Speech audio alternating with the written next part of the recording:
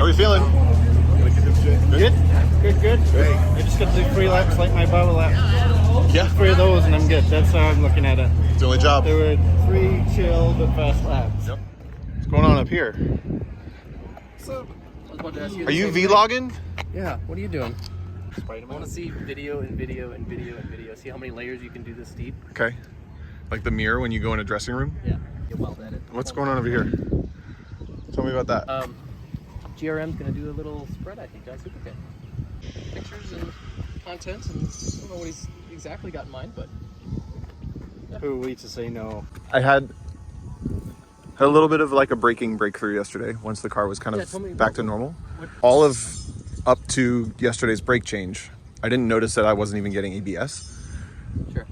So the last 2 laps, attacking the brake zones like that much deeper, Yeah. and having the confidence to come off the brake pedal because the car was actually stopping, rather than like getting, I wasn't overshooting corners, but I didn't have the confidence to come off the brakes. Yeah. And I think also all that air in the rear calipers, the bias was maybe fucked up a little bit. Yeah, for sure. So then all of a sudden the car had like pivot on entry and like was doing more what I you could wanted. like trust to come off the brake pedal, and when I would release the brake it would like point better. I don't know, the whole thing felt more normal. So I'm hoping that that continues. Rinse and repeat, right? It's Tuesday, day 4. We're at Barber. Prep ready. And today is pretty straightforward for the most part. We have 2 time attack segments here, morning and afternoon, but then we have our longest transit, 730 miles to Oklahoma. Best case scenario, it's like 10 hours. Alex is driving today. Got his PJs on. Focused. I should go do that, I guess.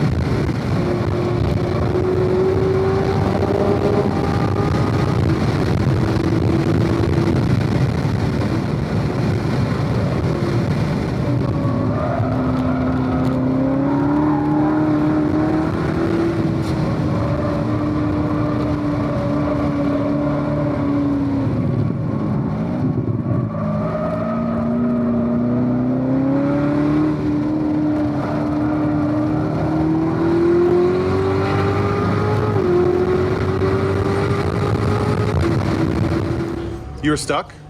Yeah, from turn 5 on lap 1 on the second bit. Yeah. Shit. From turn 5? Yeah, on lap 1. Oh, all the way to the end? All the way to the end. That's really annoying. We need more ice water or what? No. GCU issue. What would make it flare up? It was doing it for me too. I think it would do it for me where if I did this on the street a few times, if you downshift to low RPM and it doesn't complete the shift, if you ask for another shift and it doesn't complete the first one. I knew that, so I did not. Right. So I'm when wondering if going up is when you explained the other day you got stuck and you tried the up. I think I tried down next. I think I waited until the last turn and it's like that's when I needed it. when it happened to me at CMP, I wasn't 100% sure. Maybe I didn't really click it, but I thought I went for a downshift and it didn't happen. Right. So I just waited and got to the next straightaway, and then I asked for the upshift and it happened. So maybe that's the trick. If it does do the downshift, the next gear should be an upshift. That water was a little surprise, huh? Yeah, right? Where? Corner? In the museum turn. Corner. There's just a river running across the road. You know how it's like technically right, left, right? Yeah. It's seeping from the apex of the left across to the bottom of the right. So you come over the crest, full commit, straight for a second, and grip. So I think it was you, Tesla, him, Billy. Yeah, car felt good. It's back. We'll tell your technician to get on it.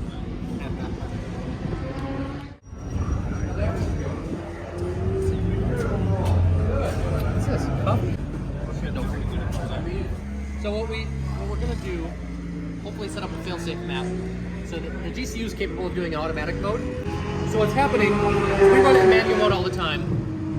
But when you request for a downshift, the downshift has a queue. So if you like typically ask for a couple downshifts, like it would normally queue up. But they had issues with that with the GCU, so they like changed it where the first downshift in line has to be completed before it will take any of the requests. Yep. So that downshift isn't being completed, so then it's not going to do anything else till that shift gets completed. But I've been able to go back and drive auto mode, and it will kind of then do its own thing. It'll start shifting again. I actually set it in like a dummy map where it's always upshift at 7,000 RPMs, always downshift at 3,800 RPMs, no matter what you're doing. So if anything happens on there and you get stuck in track, hit drive and just drive like that and just be ready for it to shift when you're. You just did that. I just did that now. So I'm gonna totally go kind of test it, make sure. We'll see. Pace was good considering. Dude, yeah, third place with a stuck in fifth gear. Yeah. A couple times. I may or may not have been hoping for a couple other cars to get in there. They didn't. When it comes to competition, it's like we're friends, but not right now. Yeah. Good. Are you doing something important? Cleaning up, packing maybe a little. Trailer tour. In the trailer, we have crackers over here, we have rags over here, and we've got batteries. That's it. That's terrible. What about this box? Oh, we don't talk about that box. That Secret? box only gets opened up if it's bad. The bad news That's box. got like level 3, code red level stuff. Is it a transmission? Welder. That's Welder the is whole in there. box is just a welder. Okay, it's got some fluids. We told ourselves whatever goes in that box is only opened if it's an extreme case. I feel like that was not enough of a walkthrough. Okay, fine. We'll get more in detail. You have to carry all of your own shit. You can't rely on someone else to like follow you around in a sport vehicle and hauling all the tools and everything. So you have to bring everything with you. It's against the rules to have against- any right. support of Yes, what any you kind. cannot have a support vehicle of any kind. Yeah. So whatever you can bring with you, you're allowed. So when you do it in a full time attack car, you have to bring a full shop. Yeah. And so we've got literally, I mean, all your basic hand tools. Standard angle grinder, drill bits. I think you should take it all out, lay it on the floor, and show us. It's like a 2-hour-long process to get everything to actually fit. Right. And then we have carrier fuel. The thing's got about a 9-gallon capacity. On 85 while towing, I think we get about 14 miles per gallon. So it's about 120 mile an hour range. Spare tire, water for our water sprayer, jack stands, extra oil, standard scooter, and then all of our baggage, all of our clothing and laptops we stuff in behind the roll bar, cram it in this little thing, and it sits in back behind the car because the trunk is no longer accessible. It's quite the process. Yeah, that's it. How's your? Let's see yours. Ours is a little different.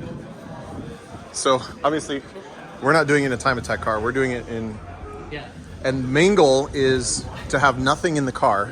Okay, so what we got here, ours So- is just, I see duct tape. we've got duct tape, we got a toolkit to fix almost anything, a jack to get the car up there, 15 gallons of 100 octane race fuel. We've got a front spare tire, we've got a rear spare tire. It's like 50% of our trailer is just our spare It's tires. spare tires. We got dirty clothes bags. We got emergency flares. We have emergency triangles. We have 2 lounge chairs, which Scott is using right now. You're doing great, Slide out. Scott. Things It slide. The whole does. bed of this slides out completely. 2 umbrellas. Why don't you guys just camp in here instead of hotels? We're friends. We're not that good of friends. We got 3 buckets in the front with all our fluids. We have like 6 quarts of fuel additive when we can't find racing fuel. All the cleaning products we need. Most importantly, we've got... What's this? That's Oreos. Double stuffed Oreos.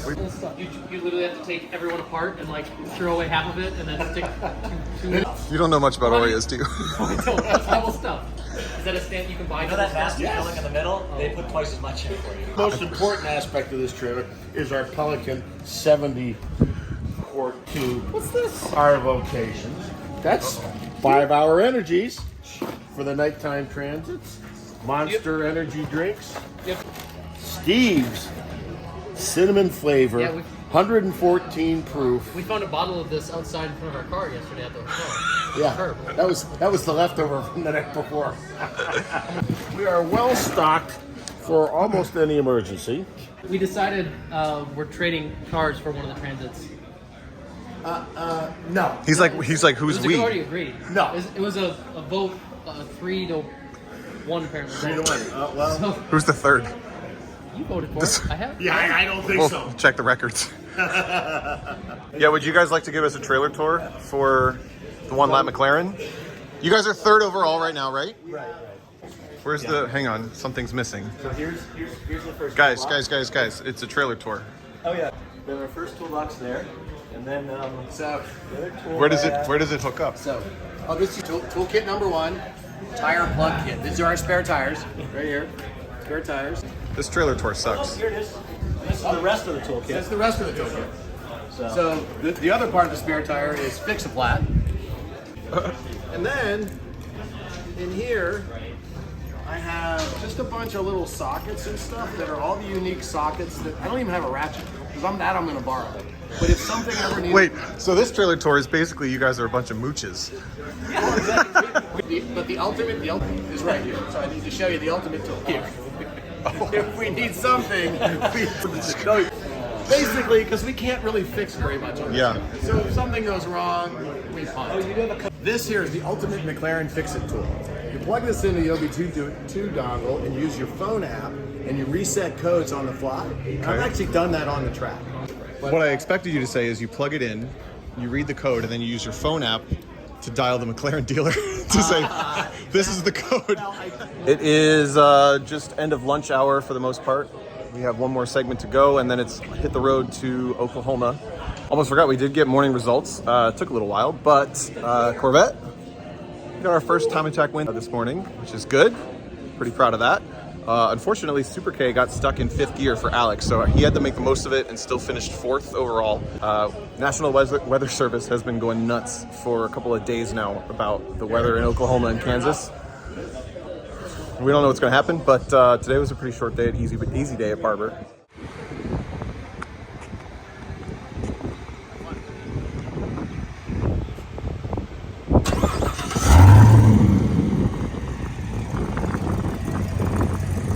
How you feeling? I can't wait to drive this track again. Yeah. Also, It's a beautiful evening here as we get ready to start the race. The drivers are at the line and it looks like we're almost set. Racers, start your engines. Go!